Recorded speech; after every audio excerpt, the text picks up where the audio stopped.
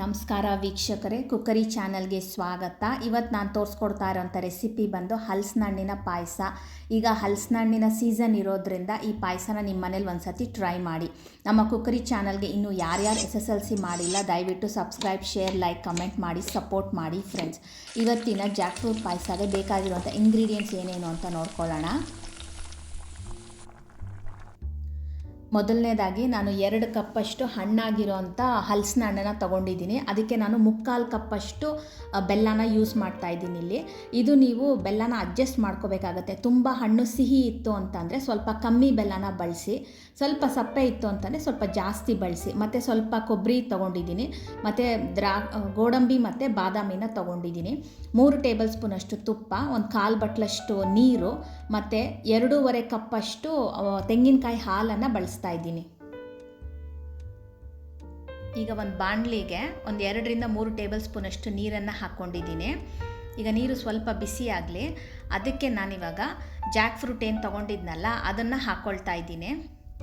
2 ಕಪ್ಪಷ್ಟು ಜಾಕ್ ಫ್ರೂಟ್ನ ಹಾಕ್ಕೊಂಡು ಅದು ಸ್ವಲ್ಪ ಬೇಯಬೇಕು. ಅಲ್ಲಿವರೆಗೂ ಸ್ವಲ್ಪ ತಿರುಗಿಸ್ತಾ ಇದ್ರೆ ಅದು ನೀರು ಬಿಟ್ಕೊಂಡು ಚೆನ್ನಾಗಿ ಬೆಂದ್ಕೊಳ್ಳುತ್ತೆ. ಅದನ್ನು ಕೂಲ್ ಮಾಡಿಬಿಟ್ಟು ಪೇಸ್ಟ್ ಮಾಡ್ಕೋಬೇಕಾಗುತ್ತೆ ಮಿಕ್ಸಿನಲ್ಲಿ.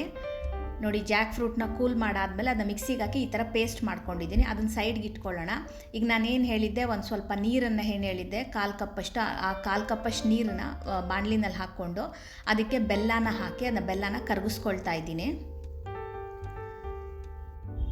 ಚೆನ್ನಾಗಿ ಅದು ಸ್ವಲ್ಪ ಕರಗಬೇಕು, ಬಾಯ್ಲ್ ಆಗ್ತಾ ಇದೆ. ಇವಾಗ ಬೆಲ್ಲದಲ್ಲಿ ಏನಾದರೂ ಕಲ್ಮಶ ಇತ್ತು ಅಂತಂದರೆ ಸೋಸ್ಕೊಂಬಿಟ್ಟು ಹಾಕ್ಕೊಳ್ಳಿ. ಇಲ್ಲಿ ಬೆಲ್ಲ ಕ್ಲಿಯರ್ ಆಗಿದ್ದರಿಂದ ನಾನು ಹಾಗೆ ಬಳಸ್ತಾ ಇದ್ದೀನಿ. ಅದಕ್ಕೆ ನಾನು ರುಬ್ಬಿಟ್ಕೊಂಡಿದ್ನಲ್ಲ ಹಲಸಿನ ಹಣ್ಣು ಪೇಸ್ಟು ಅದನ್ನು ಸೇರಿಸ್ಕೊಂಡು ಚೆನ್ನಾಗಿ ಮಿಕ್ಸ್ ಮಾಡ್ತಾ ಇದ್ದೀನಿ.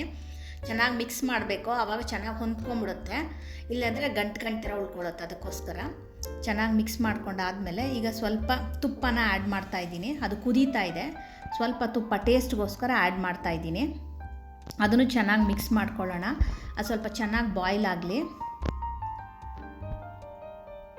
ಈಗ ನಾನು ತೆಂಗಿನಕಾಯಿ ಹಾಲು ಏನು ಹೇಳಿದ್ದೆ ಅದನ್ನು ಸೇರಿಸ್ಕೊಳ್ತಾ ಇದ್ದೀನಿ. ಸ್ವಲ್ಪ ಫ್ಲೇಮ್ನ ಕಮ್ಮಿ ಇಟ್ಕೊಂಡು ಹಾಕ್ಕೊಂಡು ತಿರುಗಿಸ್ಕೊಳ್ಳಿ. ಚೆನ್ನಾಗಿ ಎಲ್ಲ ಹೊಂದ್ಕೋಬೇಕು. ಈ ಪಾಯಸಕ್ಕೆಲ್ಲ ಹಾಲನ್ನು ಬಳಸಬಾರ್ದು, ಹೊಡೆದೋಗ್ಬಿಡುತ್ತೆ ಹಾಲು. ಅದರಿಂದ ತೆಂಗಿನಕಾಯಿ ಹಾಲನ್ನೇ ಬಳಸಬೇಕು. ಸ್ವಲ್ಪ ಚೆನ್ನಾಗಿ ಕುದಿ ಬರಬೇಕದು ತೆಂಗಿನಕಾಯಿ ಹಾಲು, ಹಸಿ ವಾಸನೆ ಎಲ್ಲ ಹೋಗಬೇಕು. ಆ ಥರ ಕುದಿಸ್ಕೋಬೇಕು ಚೆನ್ನಾಗಿ.